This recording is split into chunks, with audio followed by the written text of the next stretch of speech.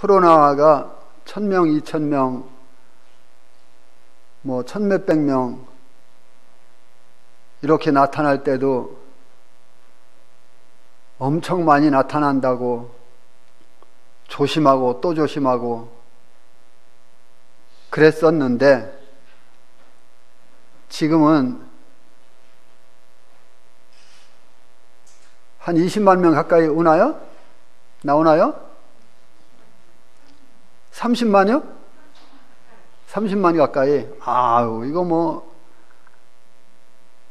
30만 가까이 나오는데도 사람들이 정신을 못 차려요. 그냥 암디나 다니고. 예. 지금은 우리 각자가 감염되지 않도록 스스로 지키고 보호하고 이렇게 해야 될 것 같아요. 방법이 없는 것 같아요. 가장 좋은 건 뭐예요?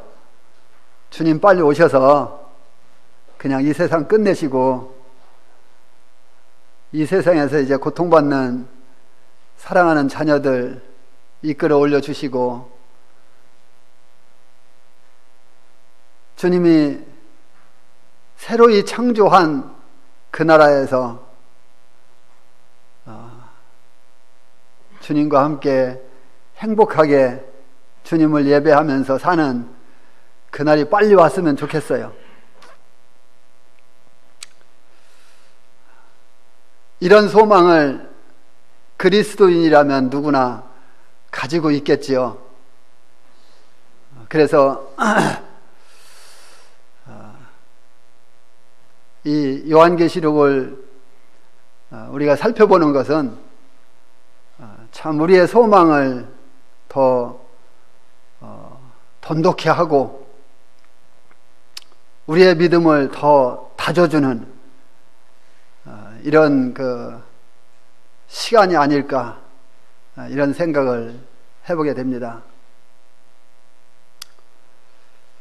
세상에만 소망을 둔 사람들은 어디 그런 부분에 대해서 감히 생각이나 해보겠어요? 우리 그리스도인들이나 그런 아주 미래적인 아름다운 고귀한 성령님께서 우리에게 약속한 그 소망에 대해서 기다리고 바라고 소망하는 거죠.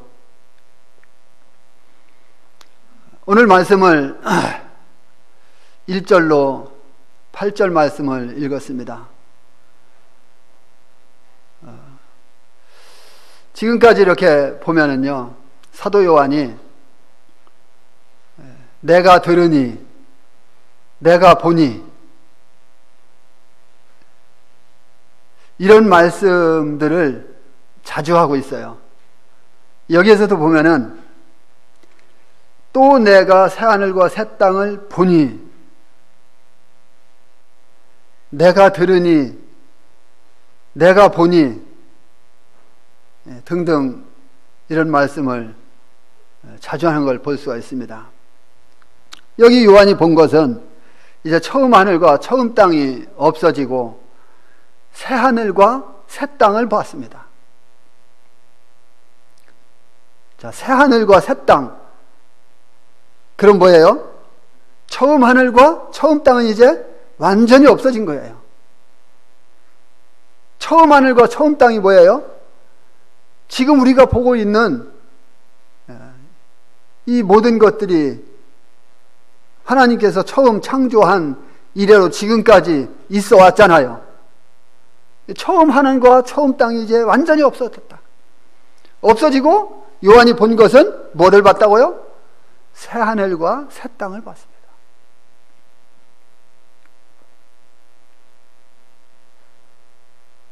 새 하늘과 새 땅, 우리도 빨리 보고 싶죠? 한 명 대답하신 것 같으네. 나머지는 뭐예요? 새 하늘과 새 땅 우리도 보고 싶죠? 예.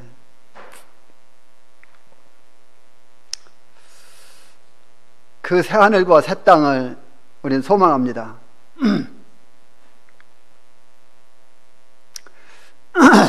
이사야서 43장 7절을 보면은요, 하나님께서 인간들을 창조하신 목적이 있어요. 그게 뭐냐면은 하나님이 창조한 인간들을 통해서 하나님의 영광을 받으시기 위한 것이었어요. 그런데 인간들은 이 하나님을 그렇게 찬양하고 하나님께 영광 돌리고 하나님을 잘 섬기고 그렇게 살면서 하나님이 주시는 복을 누리고 이렇게 해야 되는데 인간들은 그렇게 하지 못했어요. 인간들은 사탄의 꾀임에 당해서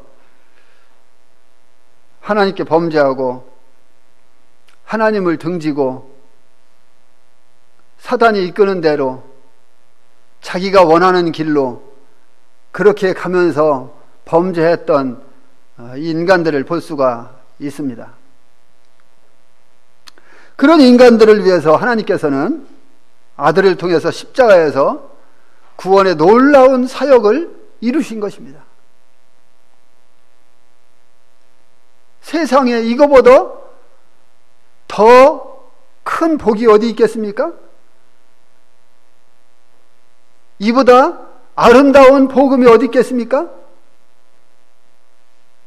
하나님을 등지고 자기 마음대로 가던 이 인간들을 위해서 하나님께서 아들을 보내셔서 십자가에서 죽게 하시고 우리 인간들을 위해서 구원의 놀라운 사역을 이루셨다는 이 놀라운 복음보다 더 값진 복음이 어디 있느냐고요. 없는 것입니다.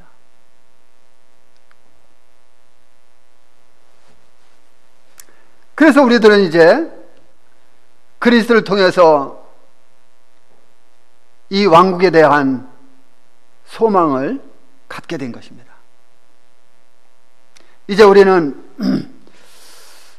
베드로후서 3장 13절 말씀을 보게 되면 이 말씀대로 이제 의가 있는 곳인 새하늘과 새 땅을 바라보는 것입니다. 바다를 포함해서 처음 하늘과 처음 땅은 하나님께서 창조하셨지만 인간의 범죄로 말미암아서 이 땅이 이제 하나님을 대적하는 이와 같은 땅으로 변한 것입니다. 땅이라고 하니까 지구가 하나님을 대적하나요? 땅에 사는 사람들을 말하는 거 아니겠습니까?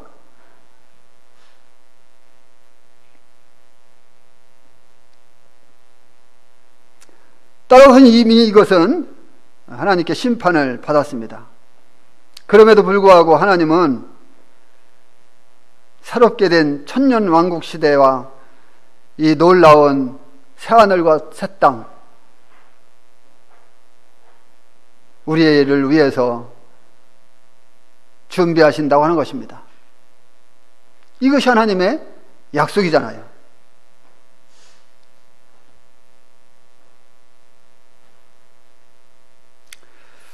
이 새하늘과 새 땅에서는 심판의 모든 흔적들이 이제 영원히 사라졌습니다. 없어져 버렸습니다. 그렇다고 해서 이 새 땅에는 바다도 다 없어졌다고 하니까 물이 없는 것이냐? 그것은 아니죠. 여기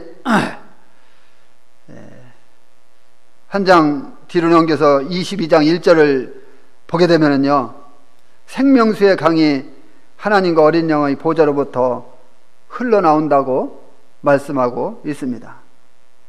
그리고 이사야서 65장 17절로 25절 이 같은 말씀을 보게 되면은 이 새하늘과 새 땅이 나오는데, 여기 본문에서 말하는 이 새하늘과 새 땅과 그리고 이사야서 그 말씀과 거기에서 나오는 새하늘과 새 땅에 대해서 오해하면 안 돼요. 왜냐하면 이사야서에서 나오는 새하늘과 새 땅은 천년 왕국을 이야기하는 것이고, 이 본문에 대해서는 천년 왕국이 아닌 천년왕국 지나고 나서 새하늘과 새 땅을 이야기해 주는 것이기 때문에 그렇습니다. 그래서 우리는 그 말씀에 대해서 혼동해서는 안 됩니다.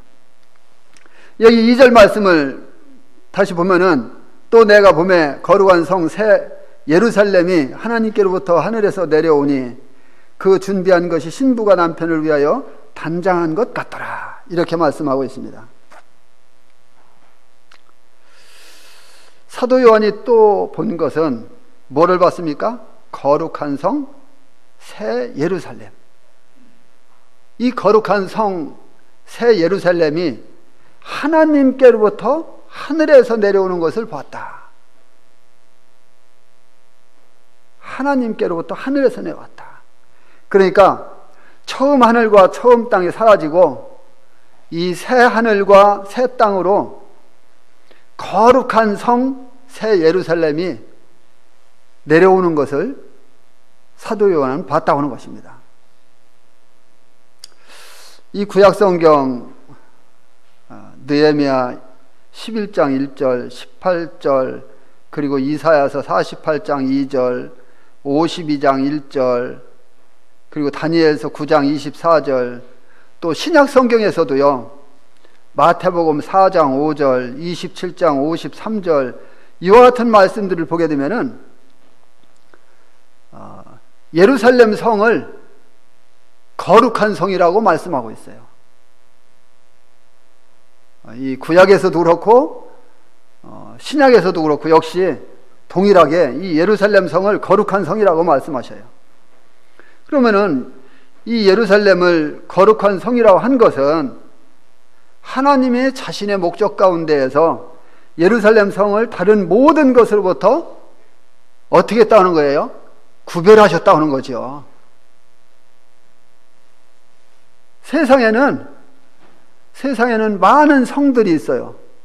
그런데 유독 하나님께서 구약에서도 그렇고 신약에서도 그렇고 예루살렘 성을 이렇게 거룩한 성이라고 한 것은 뭐를 의미한다고요? 하나님의 목적을 위해서 구별해 놓은 성이구나. 이걸 알 수 있는 거예요.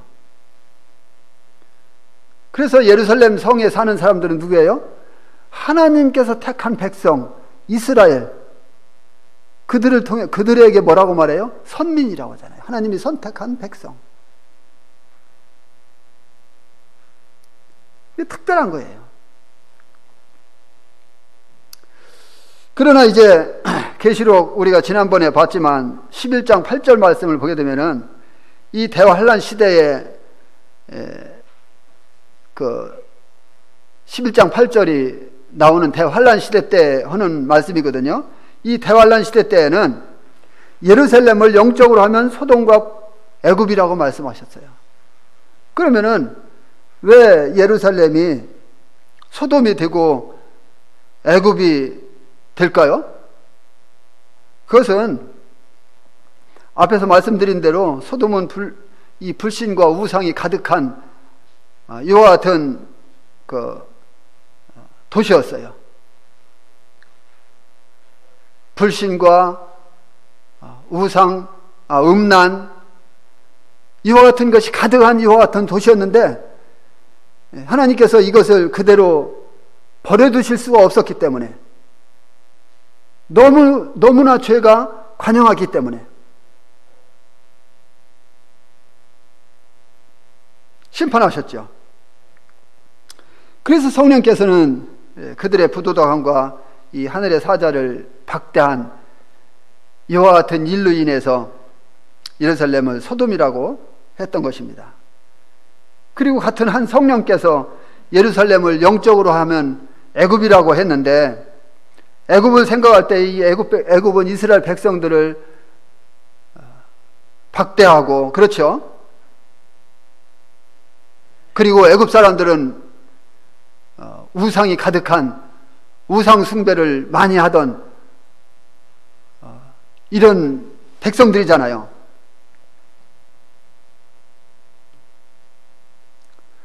그런데 여기 하늘에서 새 땅에 옛날 예루살렘과는 완전히 대조되는 이 거룩한 성 새 예루살렘이 하나님께로부터 내려왔다고 하는 것입니다. 갈라디아서 4장 25절로 26절을 보면은 두 예루살렘에 대해서 이야기하는 것을 볼 수가 있습니다. 25절에서는 여종 하갈은 땅에 있는 예루살렘을 예시해 주고 있는데요. 이것은 구원받지 못한 이스라엘 사람들이 아직도 율법을 지킴으로 인해서 의롭다함을 받으려고 하는 이와 같은 노력이 있기 때문에 이것을 상징적으로 보여주고 있고요. 그리고 26절에서는 오직 위에 있는 예루살렘은 이 자유자니 곧 우리 어머니라고 했습니다. 사라는 위에 있는 예루살렘이다, 이렇게 말합니다. 믿음으로 구원받고 의롭다함을 받은 이와 같은 사람들은 하늘의 예루살렘에 속한 사람들이죠.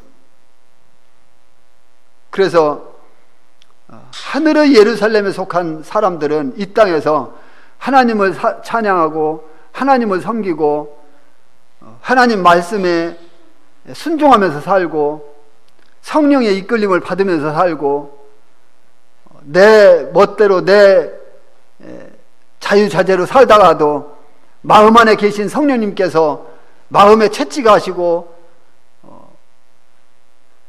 마음을 터치해서 건드리시면은 바로 깨닫고 다시 돌이켜서 하나님을 향해서 가고 이렇게 하잖아요.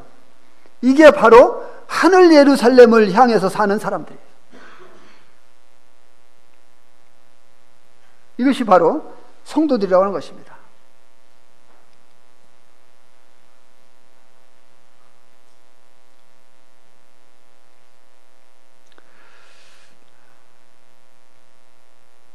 이제 히브리서 1장 10절을 보게 되면은 아브라함은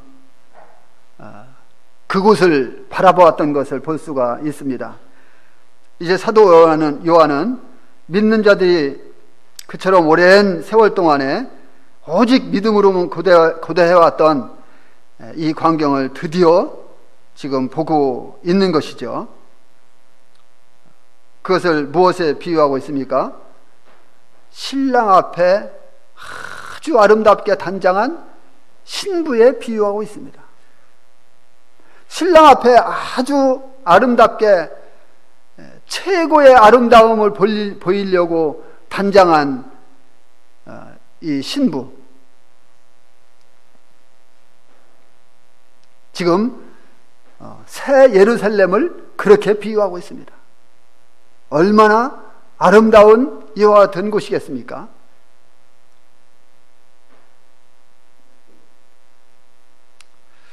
그러니까 새 예루살렘을 정말로 아름답고 아주 완벽한 이와 같은 곳일 것입니다. 우리 성도님들 빨리 보고 싶죠? 계시록 3장 12절 보게 되면은 새 예루살렘은요, 믿는 자들에게 약속해 주신 거예요. 약속하셨어요. 믿는 자들을 위해서. 3절로 계시록 21장 3절로 4절 말씀을 다시 보겠습니다. 내가 들으니 보좌에서 큰 음성이 나서 이르되 보라, 하나님의 장막이 사람들과 함께 있음에 하나님이 그들과 함께 계시리니 그들은 하나님의 백성이 되고 하나님은 친히 그들과 함께 계셔서 모든 눈물을 그 눈에서 닦아주시니 다시는 사망이 없고 애통하는 것이나 곡하는 것이나 아픈 것이 다시 있지 아니하리니 처음 것들이 다 지나갔음이러라. 사도 요한이 보좌로부터 들려오는 큰 음성을 들었다. 근데 그것은 하나님의 장막이 사람들과 함께 있는 것을 보았던 것입니다. 사람들과 함께. 하나님이 그들과 함께 계신다는 거예요. 자, 그들이 누구예요? 새 예루살렘에 입성한 구원받은 모든 사람들을 말하는 것입니다. 하나님의 백성들. 하나님께서 주님을 믿고 따르는 이와 같은 사람들 가운데 함께 계시는 것은 성경 전반에 걸쳐서 우리가 발견할 수 있는 이와 같은 내용의 말씀입니다. 옛날 이스라엘 백성들이 출애굽에서 광야에 있을 때에도 그들이 성막을 짓고 생활을 했는데 그 성막 가운데 주님은 그들과 함께 계셨었죠. 주님이 어디에 성막을 쳐라 하면 그곳에 성막을 치고 그 주위로 백성들이 함께 살았는데 그 가운데 성막 안에 주님은 계셨던 거예요. 그들과 함께 계셨습니다. 그리고 우리 주님은 인간의 몸으로 이 땅에 오셔서 33년 동안이나 죄인들을 구원하시기 위해서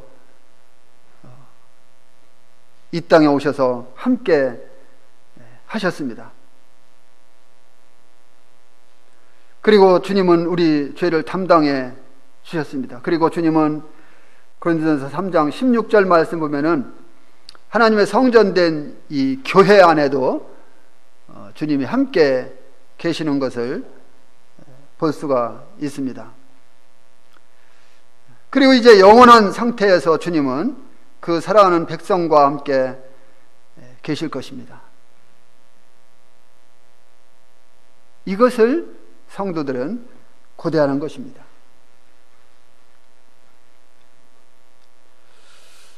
이 구약의 많은 선지자들이 이 사실을 말하는데요.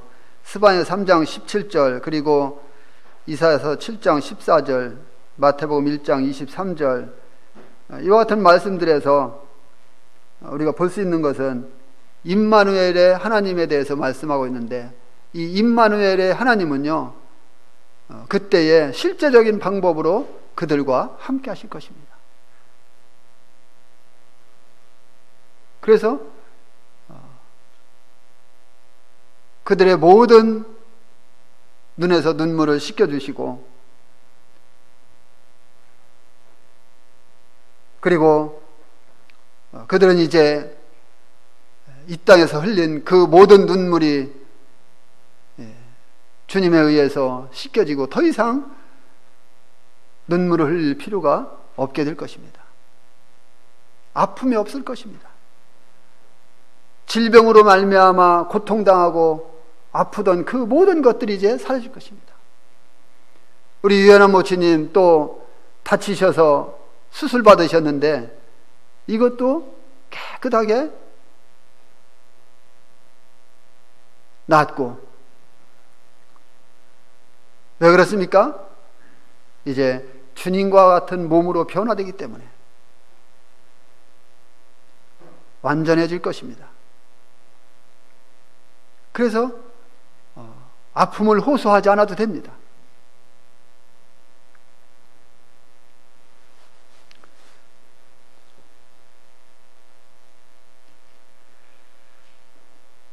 이런 모든 것들은 아담과 하와가 저지른 이 죄의 결과로 전 인류가 지금까지 겪어온 것입니다. 우리도 지금 겪고 있는 것입니다. 세상의 모든 사람들이 이것을 겪고 있는 것입니다. 그러나 이제 그리스도의 십자가 사역으로 죄가 처리되고 영원히 제거됨으로 인해서 새 예루살렘에서는 옛 창조, 그러니까 처음 것들이 이제 다 사라져 버렸습니다. 처음 것들이 다 사라지고 거기에는 두 번 다시 눈물이 없습니다. 슬픔이 없습니다. 거기에서는 아픔이 없습니다. 질병이 없습니다. 오직 뭐만 있을까요? 하나님과 깊은 교제 속에서 하나님께로부터 오는 위로와 또 하나님을 예배하고 찬양하고 이와 같은 즐거운 시간들만이 우리의 모든 그동안에 있었던 이 세상에서 겪었던 슬픔과 이런 고통들을 위로하는 이와 같은 모습의 시간이 될 것입니다. 얼마나 아름답습니까? 우리 계시록 5절 말씀 다시 보시겠습니까? 보좌에 앉으신 이가 이르시되 보라 내가 만물을 새롭게 하노라 하시고 또 이르시되 이 말은 신실하고 참되니 기록하라 하시고, 보좌에 앉으신 하나님께서 말씀하십니다. 여기에 나오는 보좌는요 20장 11절에 죽은 자들을 심판하기 위해서 특별하게 설치된 이 크고 흰 보좌가 아닙니다. 여기에서 말하고 있는 이 보좌는요 계시록 4장 2절 이후부터 약 30번 이상 언급되어져 나오는 하나님의 보좌를 이야기한다고 생각이 되어지는 것입니다.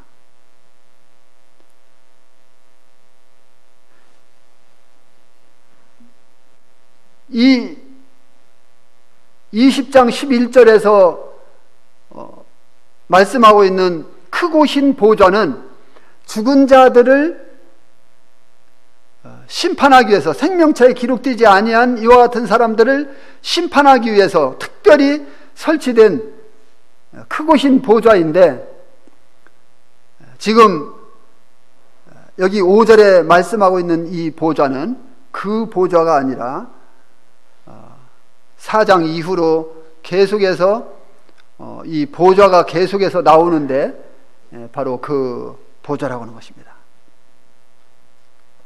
내가 만물을 새롭게 하노라 했는데, 여기 새롭게 한다는 이것은 하나님의 물질 영역을 새로 창조한다는 것을 말합니다.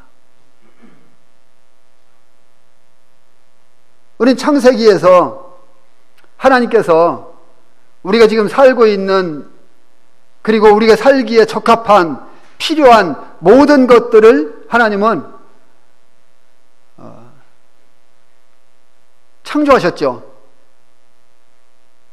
우주를 창조하시고 별들을 창조하시고 해와 달을 창조하시고 만물을 창조하시고 인간을 창조하셨습니다. 그런데 이제 이 모든 것들은 다 사라지고 없어지고,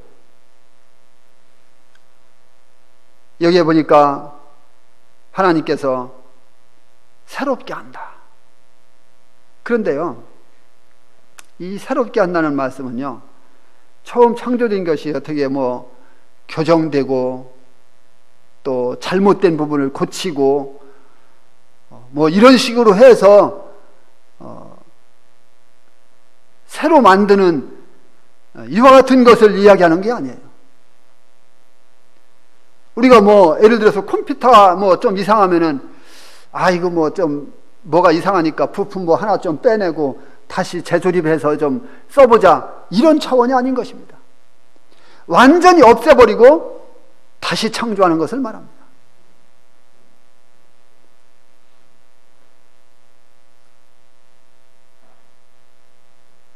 이 세상의 모든 것들은 이 세상에 사는 인간들이 살아가기에 적합한 필요한 이와 같은 것들로 되어 있지만, 이제 새 하늘과 새 땅에, 그리고 새 예루살렘에 거주할 이와 같은 사람들을 위해서는 하나님께서 완전히 새롭게 창조하는 것입니다.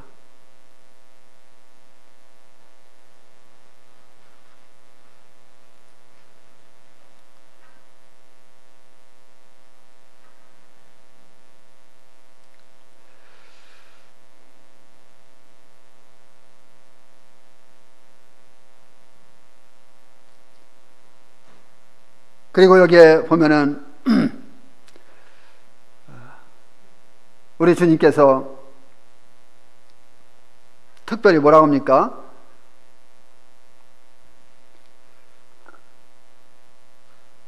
이 말은 신실하고 참되니 기록하라. 주님이 만물을 새롭게 한다고 말씀하시고 이 말은 신실하고 참되니 기록하라. 이렇게 말씀을 하고 있습니다. 이 처음 창조에는 낡아지고 녹슬고 썩어지고 없어지고 그렇게 되지만 새하늘과 거룩한 성 새 예루살렘에서는 모든 것이 새롭습니다. 이 땅에서는 모든 수고가 이제 끊어지고 반복되지만 거기에서는 결코 그렇지 않을 것입니다. 하나님께서 만물을 새롭게 한다는 말씀을 하시고 그래서 이 말씀은 신실하고 참되니 그렇기 때문에 요한에게 기록하라고 말씀하십니다. 6절 보시겠습니다. 또 내게 말씀하시되 이루었도다. 나는 알파와 오메가요 처음과 마지막이라. 내가 생명수 샘물을 목마른 자들에게 값없이 주리니. 이루었다고 외치는 이 동일한 문구가요 계시록 16장 17절에서도 언급되었는데 거기에서는 그리스도의 심판이 마감되었다고 하는 것을 보여주는데 여기에서는 하나님의 목적들이 이 결실을 맺을 수 있도록 모든 것이 종결되었다고 하는 것을 이야기해 주고 있습니다. 다 이루었다는 이 승리의 외침은 십자가에서 그 기초가 놓인 사역이 이제 어떻게 됩니까? 그 실제적인 결론에 도달한 것입니다. 새하늘과 새 땅에서 우리 주님이 이제 완벽하게 이루신 것입니다. 우리 주님이 십자가에서도 주님 말씀하셨죠? 다 이루었도다. 그런데 요한에게 들려온 음성은 이루었도다였습니다.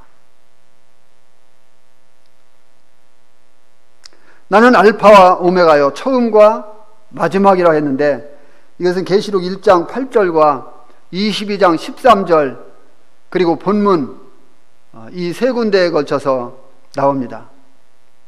주님은 처음과 나중이 되시며 창조자로서 모든 만물의 근원이 되시며 영원한 분이심을 여기에 보여주고 있는 것입니다. 예레미야 2장 13절에 예언에서 나오는 말씀을 보게 되면은 이 이스라엘 백성들이 생명의 주 하나님을 버렸다 하는 말씀이 나오죠. 그 말씀에서나 이 십자가를 통해서 이루신 사역에 있어서나 그리스도는 인간의 마음속에 있는 모든 영적 갈망을 채워주시는 이와 같은 분이라고 하는 것을 볼 수가 있는 것입니다. 그래서 주님 안에 들어오게 되면요 하나님을 버리고 하나님을 등지고 가서 물을 부어도 채우지 못할 터진 웅덩이와 같은 텅 빈 마음 속에 이제 예수 그리스도를 모시게 되면 모든 갈증이 해소가 되는 것입니다. 그것이 바로 그리스도인들에게 특별한 은혜요 축복인 것입니다.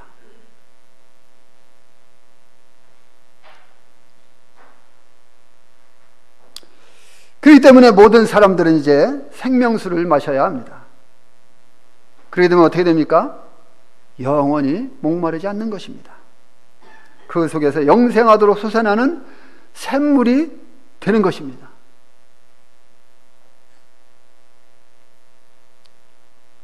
이 땅에서 뿐만 아니라 영원까지 그것은 지속될 것입니다. 7절 말씀 보시겠습니다. 이기는 자는 이것들을 상속으로 받으리라. 나는 그의 하나님이 되고 그는 내 아들이 되리라. 이기는 자, 이 이기는 자는요, 요한일서 5장 4절로 5절을 보게 되면은 예수 그리스도께서 하나님의 아들인 것을 믿는 자들을 말합니다. 그들이 바로 이기는 자들입니다. 이 이기는 자가 받을 첫 번째 약속은 뭡니까? 성도들이 소유하게 될 축복이라고 하는 것입니다.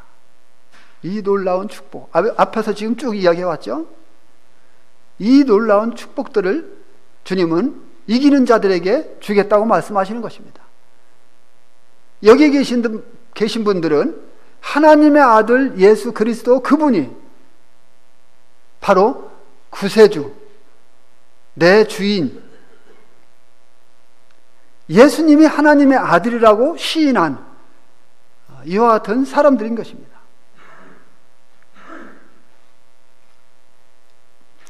그래서 이기는 자들, 그리스도인들은 그리스도와 함께 후사가 되었기 때문에요. 뭐가 있습니까? 이제 상속권이 있습니다. 상속권. 상속권은 무엇인가 아버지께로부터 재산을 물려받는 거잖아요. 주님이 받을 그와 같은 것들을 우리와 함께 나누는 것입니다. 함께 받는 거예요. 이게 약속인 것입니다. 그리고 그들은 후사일 뿐만 아니라 이제 아들의 신분을 가지고 있습니다. 이것이 두 번째 약속이죠. 여기서요. 나는 그의 하나님이 되고 그는 내 아들이 되리라 했습니다. 믿는 자들이 영적인 출생을 통해서 이 소유하게 되는 새로운 이 놀라운 관계는요, 하나님의 자녀라고 하는 것입니다. 하나님의 자녀의 신분. 우리가요, 이거 분명히 알아야 돼요. 우리가 예수 그리스도를 믿음으로 하나님의 자녀의 신분을 받았지만, 우리 하나님의 자녀의 신분으로 바뀐 거예요. 마귀의 자녀의 신분에서 하나님의 자녀의 신분으로 바뀐 거예요. 그렇지만 우리 상태가 있어요. 상태. 자, 우리 상태는 어때요? 우리 상태는 지금 여전히 육신을 입고 있고, 자칫 잘못하면 내가 범죄할 수 있고, 사단에게 농난당할 수가 있죠.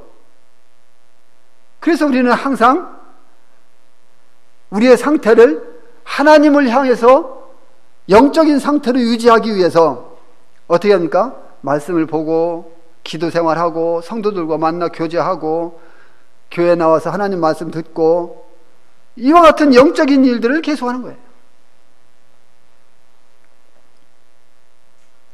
하나님의 자녀의 이 신분, 놀라운 것입니다. 그래서 요한복음 1장 12절 말씀 보면은 영접하는 자, 곧 그 이름을 믿는 자들에게는 하나님의 자녀가 되는 권세를 주셨다고 말씀하고 있는 것입니다. 8절 말씀 보시겠습니다. 그러나 두려워하는 자들과 믿지 아니하는 자들과 흉악한 자들과 살인자들과 음행하는 자들과 점술가들과 우상 숭배자들과 거짓말하는 모든 자들은 불과 유황으로 타는 못에 던져지리니 이것이 둘째 사망이라.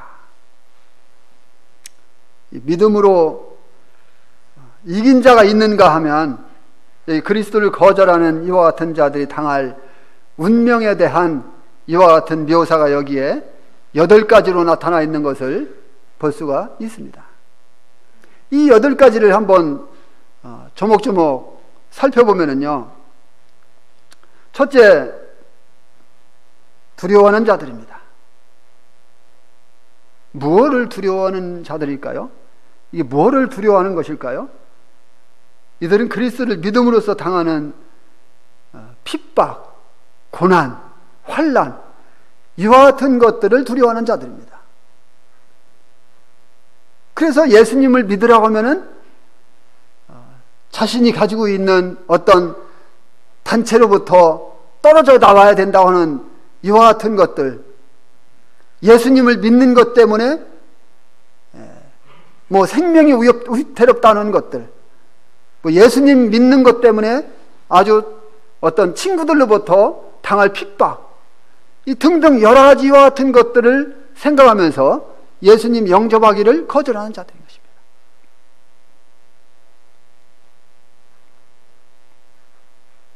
이런 자들에 대해서 성경은 분명하게 말씀하고 있는 것입니다.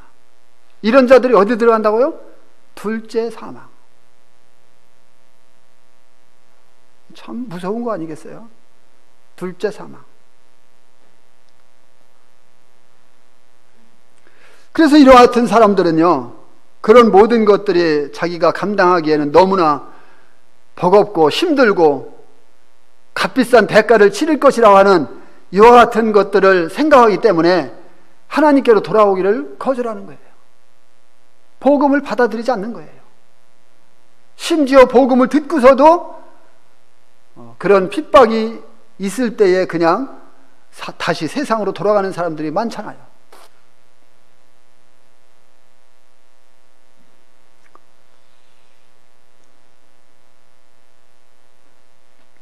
그러나 이와 같은 것들을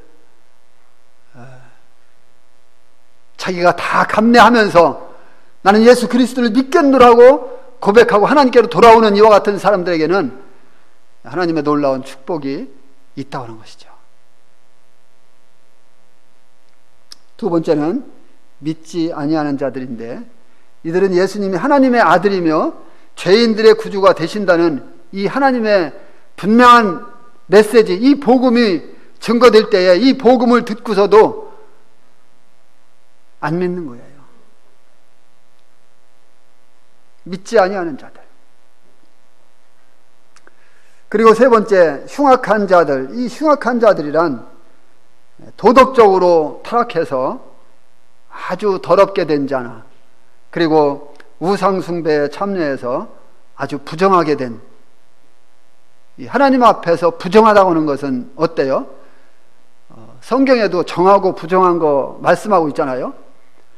우리 그리스도인들에게도 정한 것은 먹을 수 있고 부정한 것은 먹지 말라고 말씀하잖아요.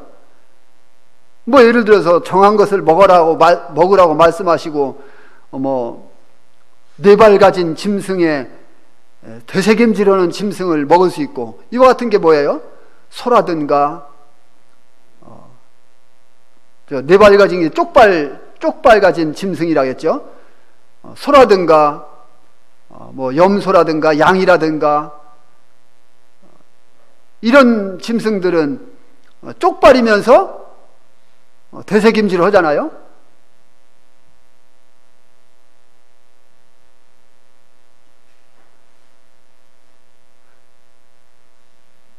그리고 부정한 것을 먹지 말라고 주님 말씀을 또 하셨죠. 이 부정한 것들도 많지요. 또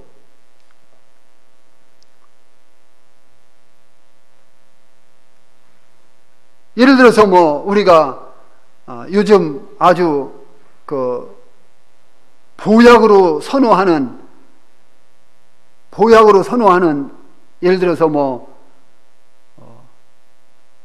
비늘이 없는 것, 뭐예요? 장어, 미꾸라지, 이런 것들. 그러면은 왜 주님이 이런 것들을 부정하다고 하고 먹지 말라고 할까요? 거기에서 주는 교훈이 있잖아요. 그런 것들은 아주 지저분한 데로 들어가서 살고 음침한 곳에 숨어서 살고 빛 가운데 나오질 않는 거죠.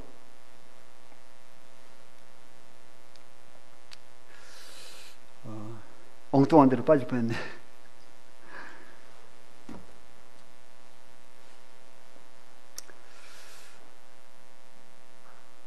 그 다음에 이제 네 번째는 뭐예요? 살인자들입니다.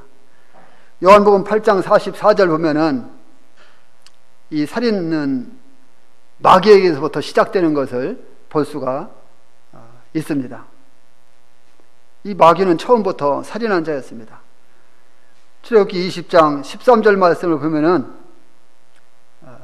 이 여섯 번째 계명이 바로 살인하지 마라입니다. 하나님께서 이스라엘 백성들에게 분명하게 이 십계명을 주실 때에 살인하지 말라고 말씀을 하셨습니다. 살인함으로 인해서 하나님의 형상으로 지어진 이와 같은 사람들의 생명을 부당하게 뺏는다고 하는 것은 뭐예요? 하나님의 형상을 말살하는 것이나 마찬가지가 되는 것입니다. 하나님의 형상대로 지어진 사람을 말살시키는 것이 그게 좋은 일입니까? 이런 사람들은 어디로 가야 된다고 말씀하십니까? 하십니까? 불과 유황으로 타는 못에 던져질 수밖에 없다고 말씀을 하고 있는 것입니다. 요한일서 3장 12절 말씀 보면 가인같이 하지 말라. 그는 악한 자에게 속하여 그 아우를 죽였다고 말씀하고 있습니다. 누구에게 속하여? 악한 자에게 속하여. 사탄 마귀에게 속하여.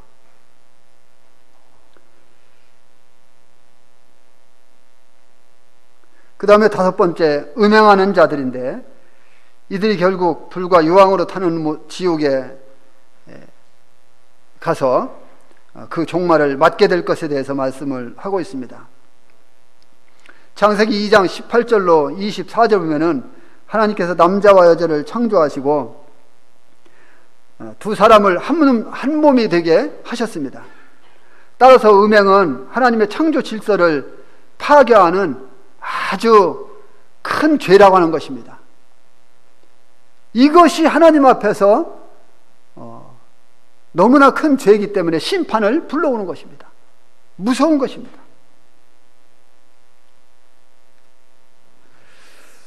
그 다음에 이제 여섯 번째로 점술가들입니다. 이것들은 악령들과 귀신들을 접촉하는 이와 같은 사람들을 말하는 것이죠. 이들은 마술이나 점 등 이와 같은 것에 빠지는 이와 같은 사람들입니다. 하나님의 진리를 거스리는 이와 같은 자들이죠. 이런 자들은 대부분 이런 것들에 현혹되는 것을 볼 수가 있습니다. 그런 것을 밝히고 그런 것을 찾아가고 실제로 점을 보고 그들이 말하는 것을 그대로 굳이 듣고 거기에는 그 배후에는 귀신이 있는데 그걸 모르는 것입니다.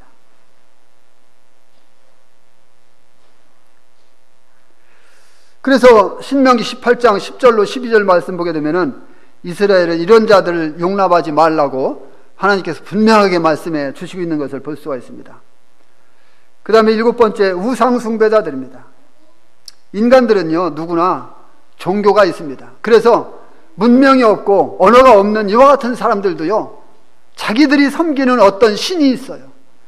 신을 향해서 찾아가고 신을 향해서 기도하고 그 신에게 자신들의 어떤 삶을 의탁하고 도움을 청하고 이러는 거예요. 원래 인간들은 하나님을 섬겨야 하는데 살아계신 하나님께 경배하기보다는 하나님을 거절하고 그렇게 했을 때 그들이 어떻게 했습니까? 나무나 돌이나 이와 같은 것들을 깎아서 사람의 형상을 만들어 놓고 빌고, 그런데요 거기에서 또 어떻게 됩니까? 짐승이나 벌레나 이와 같은 것들로 이제 더 추락하지요. 그런 것들을 또 새겨서 만들어 놓고 빌고, 이렇게 자신을 버러지 형상으로 바꿔버리는 것이 바로 인간이에요. 이것이 하나님 앞에서 얼마나 그릇된 것입니까? 그래서 이 로마서 1장 23절 말씀에서 이와 같은 것들에 대해서 말씀해 주고 있는 것입니다. 마지막으로 여덟 번째, 거짓말하는 모든 자들입니다. 이 거짓말하는 모든 자들, 이들은요 거짓말과 행동에 있어서 아주 습관적으로 하는 자들이에요. 그렇다고 해서 우리 그리스도인들이 거짓말, 나는 습관이 아니니까 거짓말해도 된다? 안 되겠죠. 성도들은 거짓말하면 안 돼요. 예. 자칫 내가 무의식적으로 그리고 의도하지 않게 어쩔 수 없이 거짓말했을지라도 하나님 앞에요 용서를 구하는 구해야 합니다. 거짓말 한다고 하는 것은 이것은 하나님 앞에 바람직하지 않기 때문에.